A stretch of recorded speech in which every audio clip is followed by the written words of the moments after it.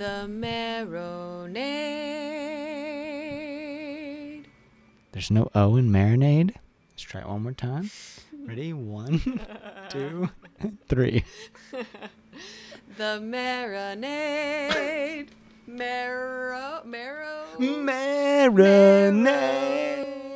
Bone marinade. The That's Marinade. The Marinade. With Jason Earle.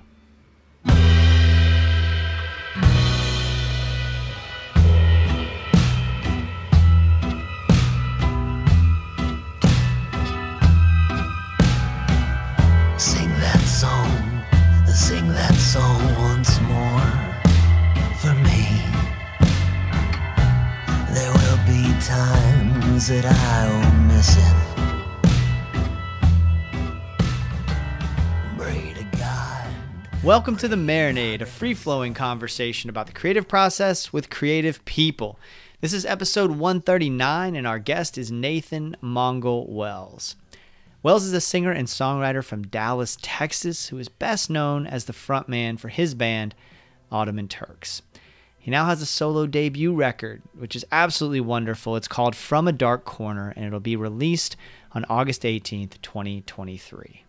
The record, which is produced by John Pedigo and friend of the Marinade and Ottoman Turk Joshua Ray Walker, takes more of a country turn than the two Ottoman Turks records that we've been used to from Nathan Mongol Wells. And y'all, I am here for all of it.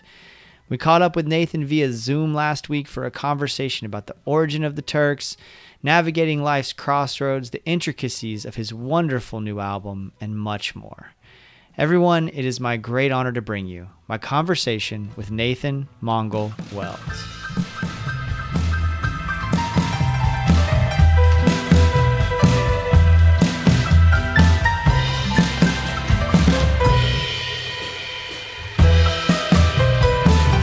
There's nothing more to be done, nothing more you can say to me. The past is past, a solemn stone. Years of regret, as of yet. Hey, man. Yeah, I got you. You got me? Sweet. Yes, I do. Let me just double check my settings to make sure we're all good. You sound good on my end, but sometimes you sound good on my end and then it's not right. So let me just double check. Headphones, microphone. You sound good. You look good. Buddy, thank you for doing this. I'm looking forward thanks to so much for talking having to me. you. Yeah. Man. Obviously we had to put it off, a week, but yeah, it worked out perfectly for now. me. I'm kind of in that, like, I'm in between day jobs. And so I'm trying to figure out what to do, like, with my life. I'm 14 years as an educator, and I'm over 40 now, and like looking at the rest of my life and going, well, I don't want to teach anymore in Florida. Yeah. So what am I going to do? Oh boy, yeah. And yeah, so I'm like doing all these things to try to like make sure I find the right job and then also pay my bills in the meantime. Right. And so it ended up working out great that we postponed this a week because I had shit to do. Plus, it gave me another week with your record, which is wonderful. Nice. Hey, by great. the Well, way. thank you so much, man. Honestly, it means a lot that you even listened to it. So I've listened to it. I've listened to it a bunch, and I've been spinning it pretty regularly, and then today gave it a handful more spins. And one of the things that I'm curious about, because this is how it hits me, right? And so I'm curious whether it's intentional or whether you were in the same headspace, or if it's just, as I tend to do, projecting what I'm feeling onto the records I'm listening to. That's how it works, right? That's how it's supposed to work. So I think so. And because to me, it sounds like a writer really wrestling with a crossroads in life, really kind of like wrestling with something. I think for me, what I hear is almost like both sort of celebrating in some ways some of the fun times in terms of like the party and the rock and roll, and then also kind of acknowledging like the road doesn't go on forever and the party might end at some point, and it certainly mortally ends at some point, and mortality comes up more than once on this record. So that's what I hear when I hear this record. And of course I gravitated toward it as a result, but I'm curious if that is intentional, if that's the kind of headspace you were in when writing. Yeah, definitely. I mean, honestly, I think you hit the nail on the head. It is all, all the songs kind of directly come from life, my personal life, obviously, as I think is the case for most people who write. But even when it's a story or something that's sort of like blown out of proportion or whatever, done up a little bit, it's still based on either personal experience or like my own thoughts and stuff. So it became this sort of like concept album, that is about literally what you said, try taking a step back and assessing like what's sort of going on directly in your life at the moment, and deciding that maybe you don't like where it's headed, and sort of blowing, the nuclear option, blowing everything up, moving to Mexico and figuring things out, both reflecting on the things that you left behind and encountering new things, etc. But so while I didn't actually go to Mexico and blow up my life and do things like that, I think, it all kind of comes from, yeah, I mean, the past probably 10 years of my life, which was getting out of college, finding a job, all the stuff that you're dealing with right now, but the first time you deal with that, you know what I mean? Yeah. Because I do think we run into that who knows how many times during our lives, probably. Well, that's such a great point. And I don't know that whoever it is that's giving you, the advice that none of us listen to when we're young says these things, and talks about it in terms of how many times that will happen in your life. When I Right. look back and reflect, like how often I have just totally shifted my focus, whether it's creatively, personally, career wise, how often that happens. And I think there's like, and one of the things that's great about a record like this, for example, especially, art tends to come into your life when you need it. Right. Sure. And like this record coming into my life at this moment is that, I've really been trying to lean into that.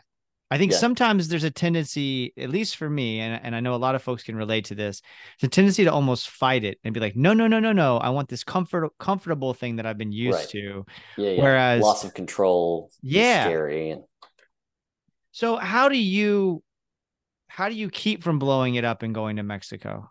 That's a good question. I drink a lot of margaritas anyway, so I was talking about margaritas earlier today, but yeah, well, good. Yeah. It's one of my favorite topics of conversation. So you can feel free to bring it up at any time. Okay, gotcha. I mean, I think honestly, art is the way that you sort of hash out those feelings and deal with that stuff. And I do, I don't have to, I don't have to go to Mexico to have a party, because I'm getting to do things like play shows and stuff like that, which is my favorite thing in the world. And it is, just a party that you actually get paid for sometimes, and people show up and enjoy it. And, it satisfies a lot of itches for me creatively, and even just like physically, energetically getting up on stage and putting on that performance of being up there and stuff like that. I love it. So I think that definitely helps. And, other things, family. I have a wife who's helps keep me sane and not, do all of the crazy things that I probably would pop into my head first. And, dog. That's great. You ever looked at a dog? Yeah, I got one at my feet right now. Nice. I've got two, and same. I mean, my partner in life and my dogs seriously, like when all of this change that I'm talking about happened, believe me, if I didn't have the three of them, I'd be on a plane to Mexico probably. I seriously would probably be blowing up my life and headed there. But having that grounding of, something that's more important to me than whatever it is that I'm dealing with, and also something that is that helps me to keep that sense of purpose, right? Like that purpose, rather than just running away from this challenge. It's a driver. Yeah. So, okay. Art being sort of the thing that this is a great segue into a question that I wanted to ask a little bit later, but let's get into it. Art being sort of the way you're processing things. I listened to this record when I first got it. I listened to it one time through, grabbed me instantly. There are some highlights that I want to talk about later, but immediately I was like, this is a great record. It's I'm not sure it surprised me sonically necessarily, having listened to Ottoman Turks so much, but it's definitely sonically quite different from your work with your band Ottoman Turks. So, Right. um, can you talk about like, which itches that those two outlets scratch in terms of, especially as we think about how you're, in your words, sort of hashing things out through art? Yeah. I mean, I was just talking to somebody about this, but it just has kind of become more evident over the years, like what songs are Turk songs and what songs are not. And I can't control the way they come out of me, like I can't, Yeah. I'm not like sitting down and like, I'm going to write a Turk song. I Yeah. might be thinking like this, I'll play some cool, like rock and riff. And obviously that would go into probably a Turks thing, but like the lyrical content and all that stuff that comes out just sort of comes as it comes. And it's become easier over the years to figure out like, okay, this seems like something that Turks would have a blast performing and stuff like that. But yeah, I mean, I think that's part of why it's taken me so long to put out a solo record while we've been doing Turks all this while. It's because that was such a focus for me for so long that all of these songs were like slowly pilot. I mean, I think I went through 50 different songs, like literally, with John Pedigo, who produced the record, to try and whittle it down to the 16 that we recorded or something like that. And then, obviously further from there to get the 10 that are on the record. But yeah, I mean, I think there are just, it's enough, I think, for me to do just one or the other, but why not do it all if you can? I like the slow stuff and I like the rock and fast stuff like Turks and all that just as much as the other. Okay, so do I, and so I'm curious about your work with John on whittling that down, because one of the things that almost immediately jumped out to me was that this record is the right length, and I don't know why. I'm not sure what the science is behind that or whatever. Sometimes a record will be 16 songs and I'm like, cool, that was I could have done 4 more or whatever. Right. And sometimes I'm like, it's 5 songs and I need more. And this feels like the right amount of songs. And I'm sure I'm sure there's more good stuff that you left on the cutting room floor, but I'm curious about that process. Yeah, I mean, it was, this is something too, I'm going to you don't make a record in a vacuum or whatever, it takes a village, I guess is kind of the thing. And so this was something that was put into my head, especially by Trey Johnson, who was the co-founder of State Fair Records, who's putting out the record, and they put out the 2 Turks records. So when we were putting the first Turks record together, he was like, helping us sort of dig through this, lifetime of the band worth of songs but he was adamant that you tell the best story that you possibly can for the first record. And that might be different than what you even want to release. It might sound a little different, I think, than what you could put out based on what you have at hand. But what tells the best story of this new artist, for people to experience it for the first time.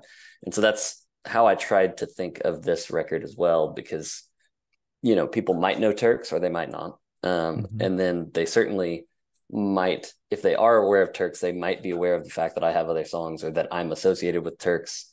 But chances are they haven't ever heard my name. So I want to give it this, first artist treatment sort of thing. And it took a long time to whittle down all the songs as much as we did. And, there's some stuff that was on there. There was one song that was on there.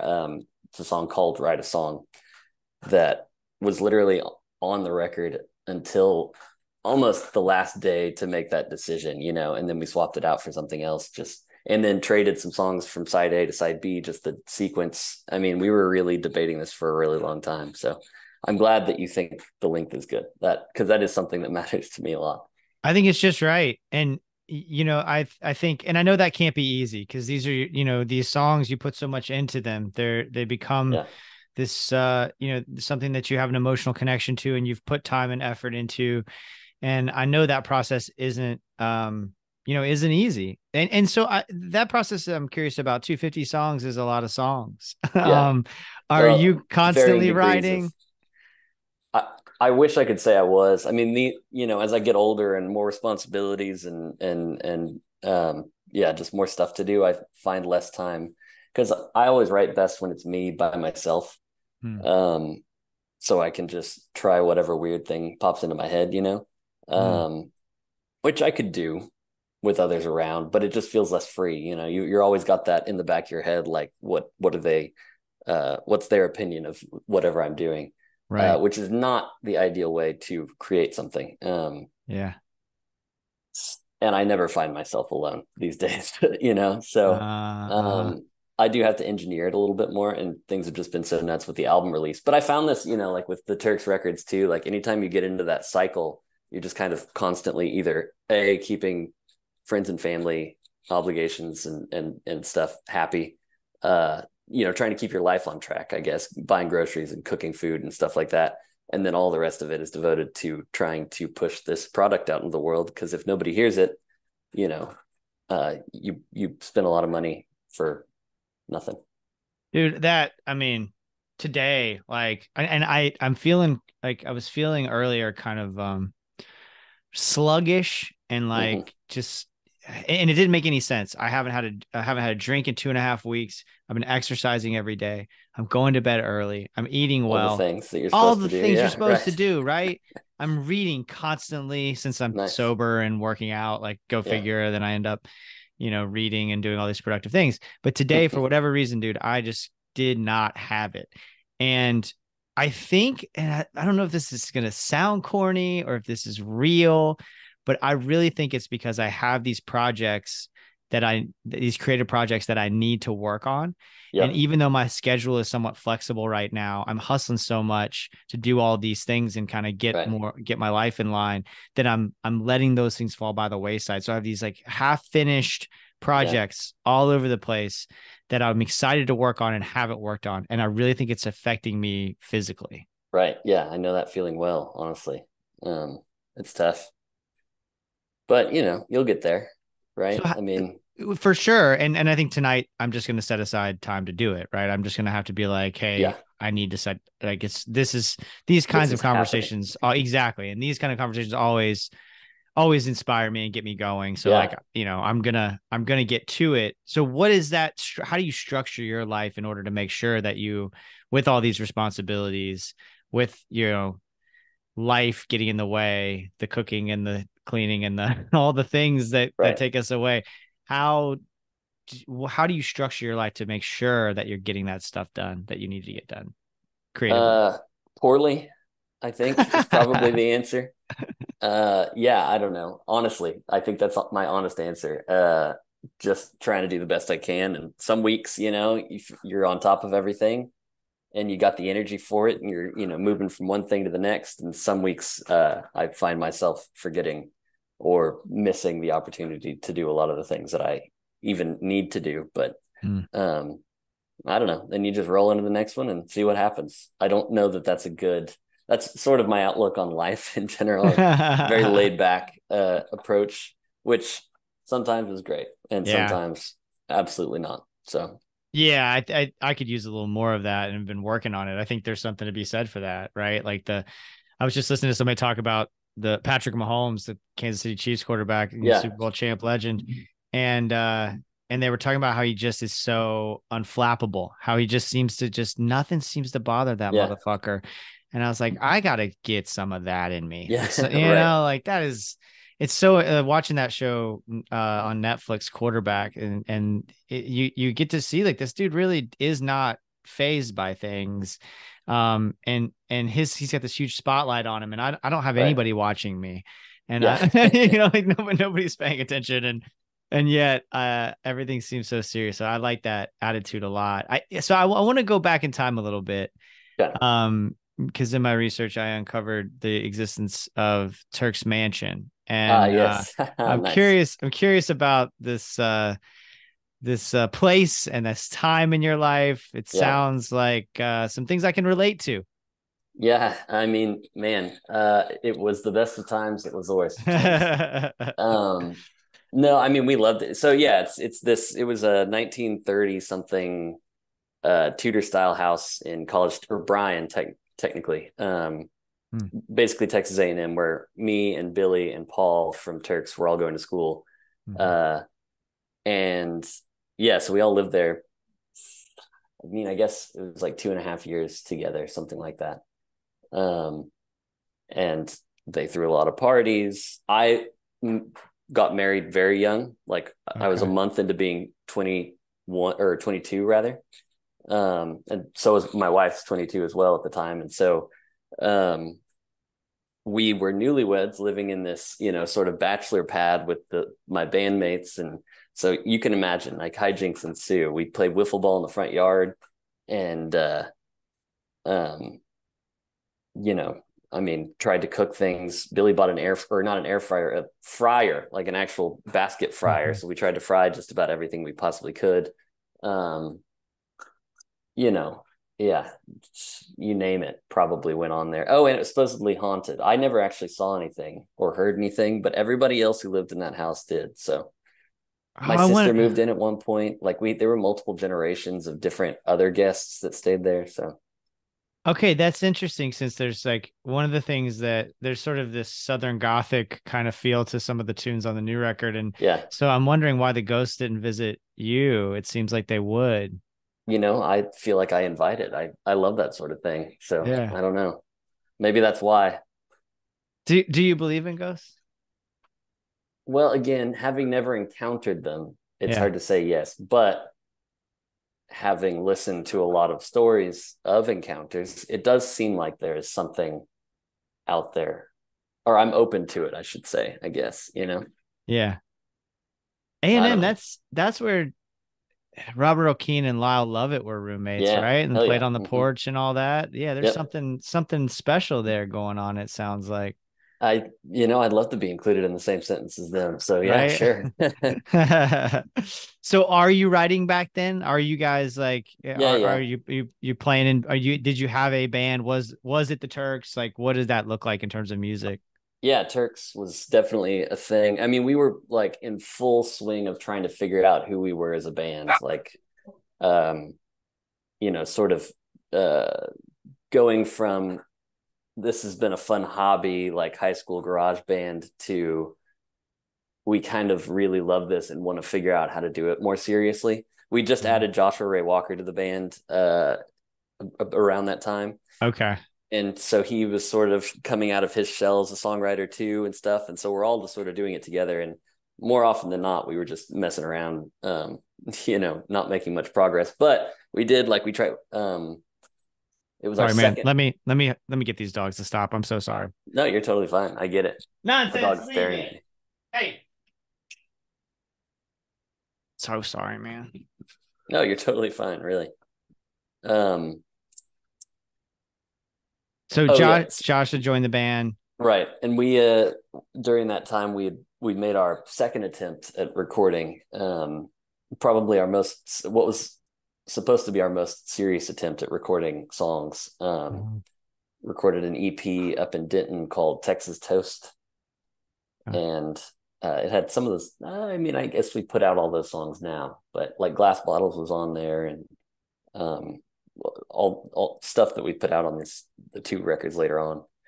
But everything was slow. It was our first time really like trying to do it in the studio, for real. And at least when we weren't like teenagers in high school.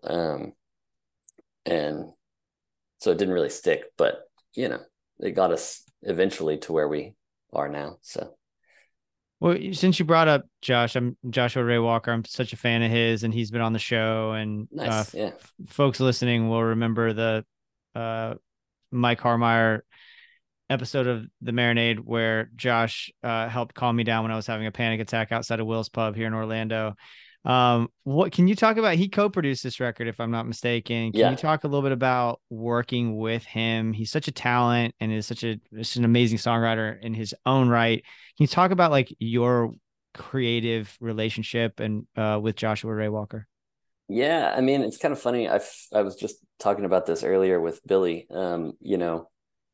I think it was a very beneficial relationship for all of us to be friends, as we were developing this, sort of idea that we could be songwriters, or like that was a thing you could be, Yeah, yeah. Because it was that sort of healthy competition that really drove, somebody would write just a banger, and then you'd be like, well, I can't let them outdo me. And so it was like Oh, nice. motivating, and it really worked for us, I think. Yeah. I think that's less the case now, just because as we have like careers or whatever, we're just sort of doing it and not really like sending stuff back and forth. But we should probably bring it back, because it was good for us for sure. Interesting. But yeah, and he's just sort of had always been around my music and my even my solo stuff. And so when it came time to record, he wanted to be part of the process and just sort of give his 2 cents on what song choices, what, editing choices, as far as like, this verse should stay, this verse should go, move the bridge to earlier, etc., that kind of thing. And so we did a lot of that in the studio. Well, let's dive in a little bit into some of these songs. There are a couple of things that I want to talk about. One is we sort of discussed that the overall themes of the record at the outset, and one of the things that jumped out to me on the second or third listen, and the more I listen, it comes through even stronger, is that you open with a song that's very heavy in a lot of ways. As I hear it, there's a lot of like bigger existential kind of questions, and then the album is bookended with a more sort of idealistic, more almost whimsical view of existence, as I hear it. And I'm curious about that, though, the book ending of the record like that, in terms of, was that an intentional sequencing? And those two songs are standouts, and I'm curious about their positions in the record. Yeah, well, first of all, thanks, because you really did listen to the record. I really mean it. I appreciate it. Yeah, man. I definitely put this out there and wondered if anyone would like it, because I really didn't have much of a, focal point, I guess, for this solo music. So I'm glad we've got one at least. And after people listen to this, you'll have like 4 at least. Hey, I mean, shit, right? I'll take it. But yeah, no, that was a conscious thing. I mean, I think, it's trying to tell this story, or this is what I was attempting to do. Beulah Land, the first track, is about losing a friendship, or like a friendship falling apart, having a falling out, and just the turmoil, that sort of causes, that's so unique or specific. And then, of course, obviously it's sort of comparing it to death or whatever, and saying, and that sort of represents the shift that's happening in this narrator's life, where he starts, okay, like, if I've lost this, then he takes a look at everything else and isn't feeling it with anything else, and then goes to Mexico and stuff like that. But then through that, he's fighting with his both current I guess, what do you call it? Like very real present demons that are like with him in Mexico, the trouble he gets into, let's say, and then also looking back at what he left behind and sort of going through all of that. And hopefully, if you really do the work and you are honest with yourself about all of the things, then you can emerge with a different sort of viewpoint. And so, he returns to Texas, where he's from, and starts looking at things in a different light, I guess. It's kind of the idea. Man, okay. So now I'm thinking about the whole thing differently, because I think when I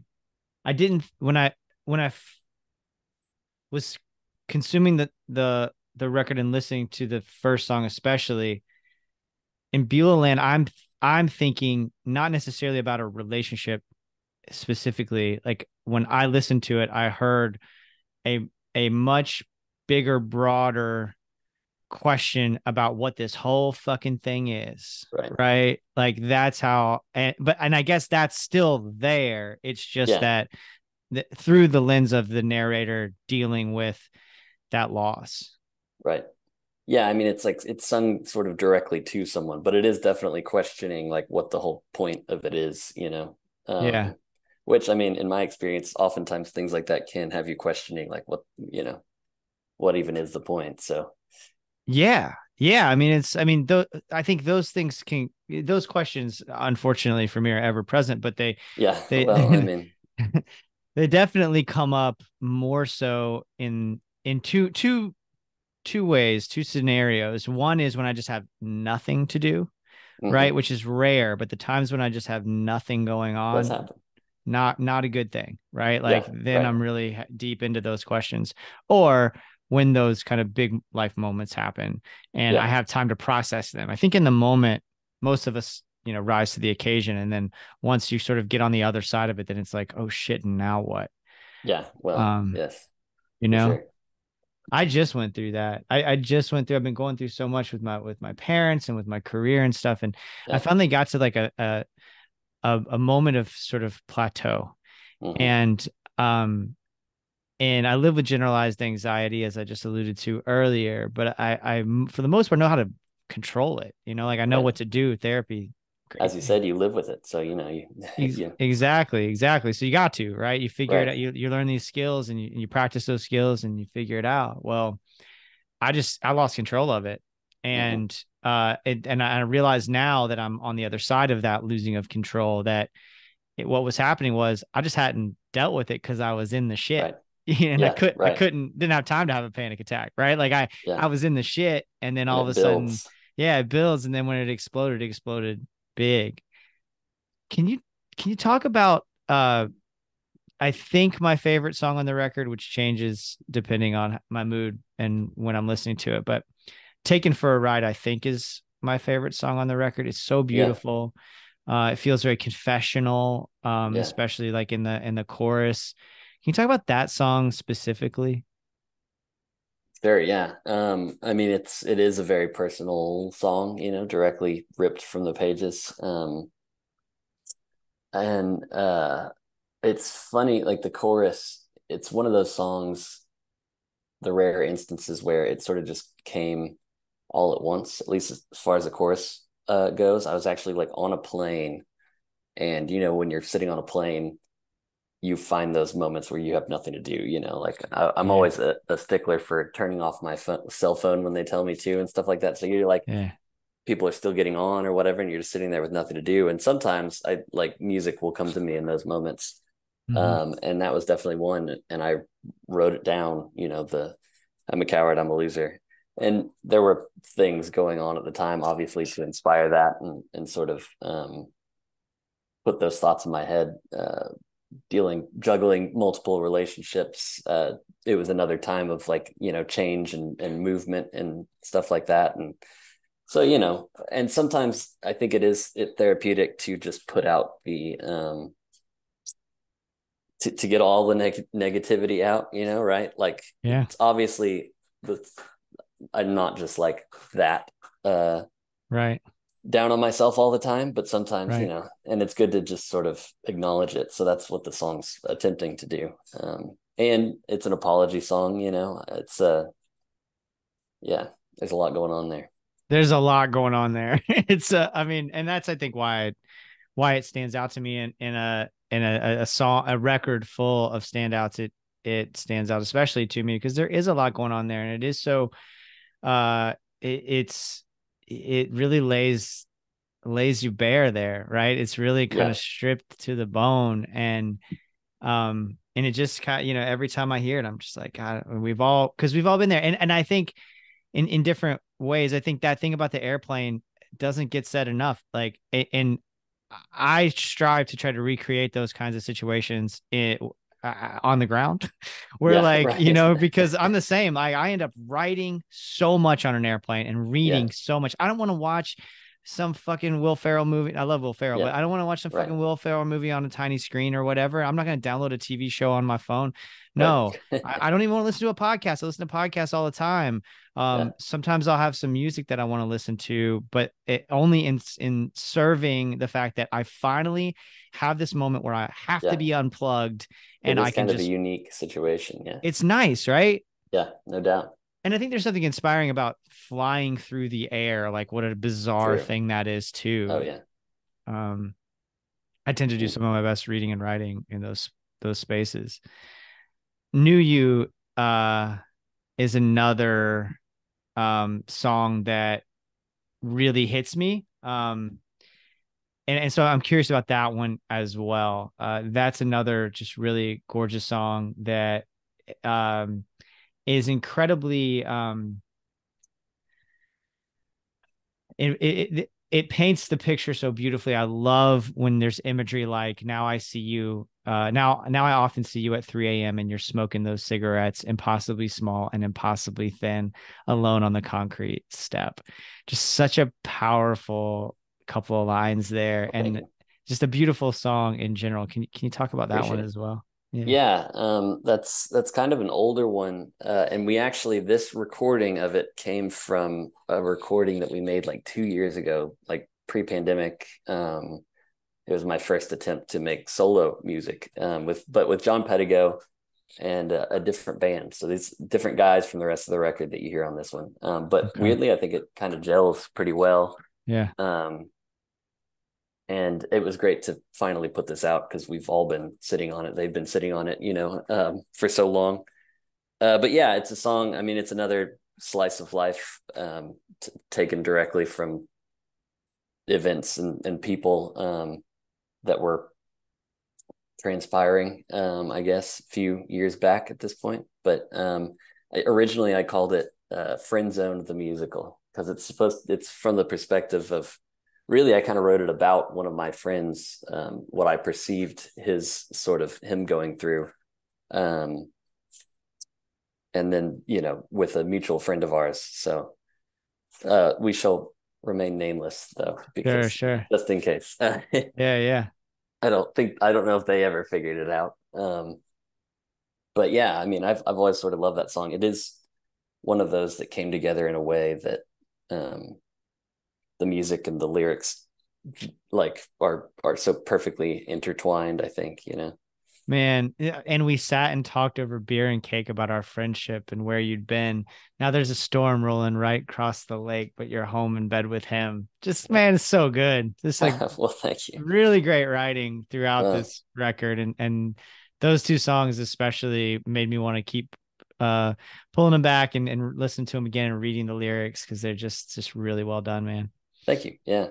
I mean, yeah, hearing you read it, that song definitely transports me right back to that place. It's very, I remember that party, Awesome. Yeah. Well, and I remember that party, even though my party was different from your party. Right. And that's why these songs, that's the beauty of it. It's the beauty of it. There's all the great songs do that. And that's why these songs are so, hit so hard and you, cause they're just so easy to connect to because you paint these pictures so beautifully and you have such a way with words and with the melody as well. Thanks, man. Dude, this has been such a pleasure. We usually end on what you're getting down on, so I can't believe this time flew by. But the art that has you inspired at the moment, it could be music you're listening to, it could be a film you've been watching, book you've been reading. Okay, that's fun. Yeah, that's a great question. We actually just got to go to we were in New York City for a couple days. Nice. And went to the Met, which is like, the ultimate place for art. And never have enough time or never leave enough time. Notoriously late, I am anyway. But it also closes at 5. So it's like, you don't have that much time to begin with. But my wife and I, we love paintings. For some reason, that's just becomes like a hobby that we picked up. There's a really great museum here in Dallas that I think we went to with some friends and figured out that we just really loved it. Like taking photos of it, talking about it afterwards. Which one's your favorite? Why'd you like this one and stuff like that? So we went the other day and we're trying to make it's massive, and winding like a labyrinth. And so we're trying to make our way to these paintings that we're trying to see. And there's this exhibit with, it's like a big black and white photographs in there, like a sort of sidestep. You have to go into this other room. And at first glance, I'm like, this looks like, 80s rock band photography or something, which would be cool, but, not really what I'm in the mood for, what I'm like going to the Met to see.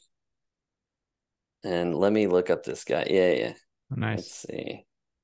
Because I ended up loving it. It was really fascinating. Yeah, okay. And everyone might know about him, but I'd never heard of him before. So Richard Avedon. Okay, I don't know. He was a fashion and portrait photographer, but they had, I guess it's in the museum's collection, and they were doing a special exhibit of it. He did these like massive, I guess he called them murals, because they're just huge, like, 15, 20 feet tall and super long, wide format photography. And he did one of like the Andy Warhol's factory and the people there. Cool. In like 69.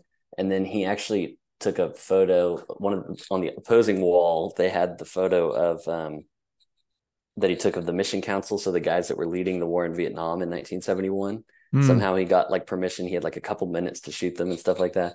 And I don't know, it's just reading the stories behind the photos, how he took them, why he took them, and then looking at the photos themselves. It was really compelling for some reason. I was pretty surprised at how much I liked it. And there were others in there as well, but yeah. That's awesome. I love that answer. Thank you for that. And thank you for all of this, man. From a Dark Corner. Thank you so much. Gorgeous record. And like, this has been such a pleasure to talk to you. And I'm really excited for folks to get to hear this record. And, I just, again, have had so much fun listening to it. I really appreciate you. Dude, seriously, it means the world to me. So thank you so much. And good luck with all of your transitory things. Thank you. I'll be all right. I always am. Good. Glad to hear it. All right. Well, thanks, man. Till next time. All right. Sounds good. Take care.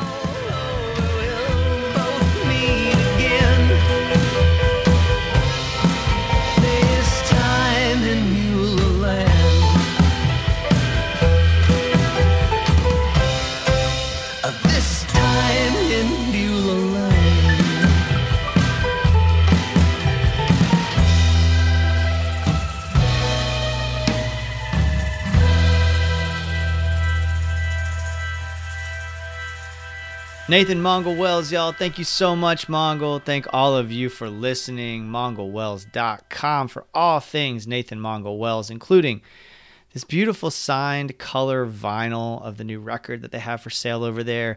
MarinadePodcast.com for all things The Marinade. Follow us, y'all, on YouTube, Instagram, TikTok, Spoutable, Threads, Twitter.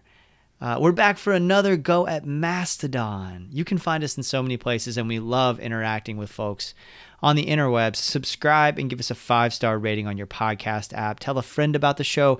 These are all free ways to support The Marinade. Go do that right now while you're listening, please. It makes a big difference for us and costs so little of your time and effort. If you really like what we're doing and can swing it, please consider joining our Patreon community. Y'all, for just $2 a month, you can gain access to Patreon exclusive content. Things like our show, Jason's Journey, where I talk about the moments that shape my creative life and provide a window into the process of making The Marinade. Y'all, you can now try Patreon for free. A free trial, see if you like it. No pressure. Try it for 7 days. Set a reminder on your phone in case you really want to cancel. And keep going if you can swing it and you dig it. We have this monthly show called What We're Getting Down On. It's a conversation between me and my good friend Peter Haraldson. We're going to record another one tomorrow, and I have so much to talk about. Also, check out our show Inner Child, where I ask our guests childlike questions such as favorite food, TV show, etc.